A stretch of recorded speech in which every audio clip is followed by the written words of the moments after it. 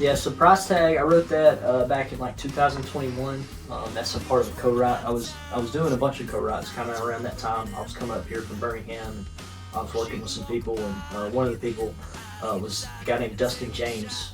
He writes up here, like I think on the regular, from what I understand. But this was the first time I worked with Dustin, and the Price Tag theme or the idea to call it for that to be the main theme of the song. That was kind of his idea initially, and we just kind of hammered it out till we got this really kind of cool, like catchy thing. It turned out really great. I joke all the time now, but since writing the song, everything has a price tag, like that phrase. I mean, I feel like it just kind of keeps coming up. It's like so metaphorical for like life, I guess. You know what I mean? Like, you know, you make a bad decision, everything has a price tag. It's like, you know, you reap what you sow kind of thing.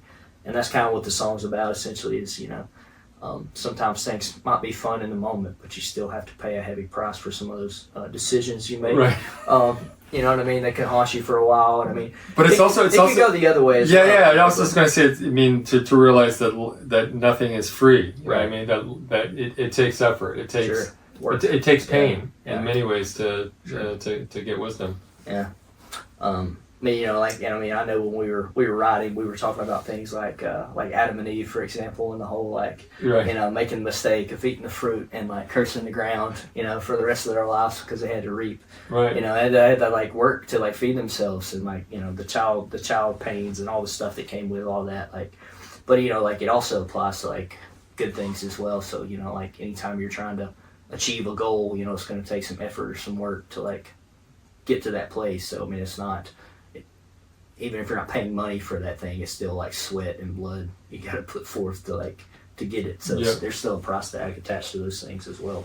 So how did you guys work out, like, when you're writing the lyrics? Are you writing it together, or is one person doing the lyrics? Yeah, he came in with the idea. He kind of had like a little kind of a hook, somewhat kind of established, and then we kind of threw out you know, situations on like the storyline or like what we could kind of come up with. And I think I was the one that came up with that idea of, like, you know, a guy working out of town, you know, he's at a hotel bar, like, you know, he's sees a woman he, you know, is attracted to, and he's like, takes off his wedding ring, and then, you know, she steals his wallet before it's all said and done. Right. It's like, it really cost him a lot towards the end. I mean, she took all this stuff, you know, and, you know, probably wrecked his life as well. So, I don't know, I thought that was funny. And then, the second verse, I'm pretty sure it was Dustin that came up with that idea. Yeah. It was kind of like a young female, kind of fresh out of college, you know, kind of just running with the crowd and really, you know, kind of trying to pursue that company, like, corporate ladder kind of mentality. And then,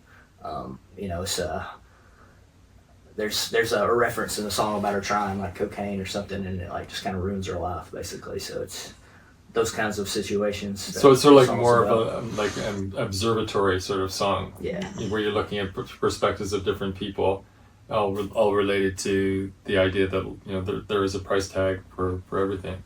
What's the style? I mean, if you were to say, is it a fast tempo song, a bluesy song? Yeah, it's definitely going to be like a kind of a blues, kind of groovy, up tempo kind of thing. Is what I want.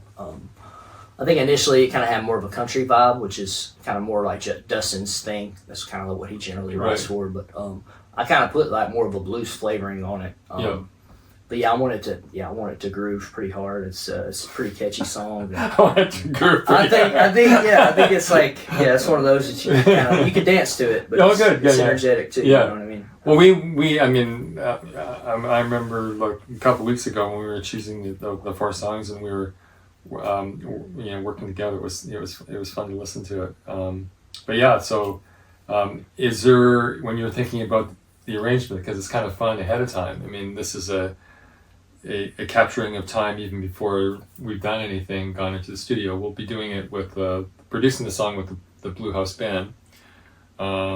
And so, do you have, when you say groove and go hard, you want it a busy groove, or do you want it an open groove? I want it to be kind of like, and when I say this, I don't know if people always know what I mean, but almost to have like a hip hop flair or vibe to it. Gotcha. And when I say that, I mean, like, there's this thing with hip hop music, and it kind of just makes you just want to go. Yeah. You know? Bop.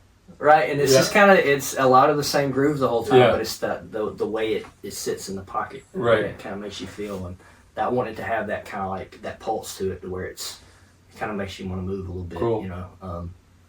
So talk a little bit how you mean, because all these songs you are co-writing, and each one is with a different person, or some of them with the same person. Yeah. Well, I mean, the second track it was written with Dustin as well. And just maybe go. Sorry to interrupt, but maybe say how did you meet Dustin? Yeah, so I was coming up here back in like 2021. I was working with a company called SSM Nashville, and basically just kind of we did a series of co-writes with Dustin, with some other people, and we were gonna kind of pitch that to radio and try to kind of get Right. me established and start trying to kind of build a brand, I guess. I did that for about a year, maybe a year and a half, and you know, because of the pandemic and because of some other things that were going on, it kind of fizzled out and didn't really go to the level or the place that I thought it was gonna go to. So you know, I've got these like 7 songs that are, you know, I feel like are pretty great songs. Right. I still want to release even if I do it on my own. Right. I think they're great. So I want to pursue that. Cool. And make that a thing. Ain't nothing free. Everything got a process.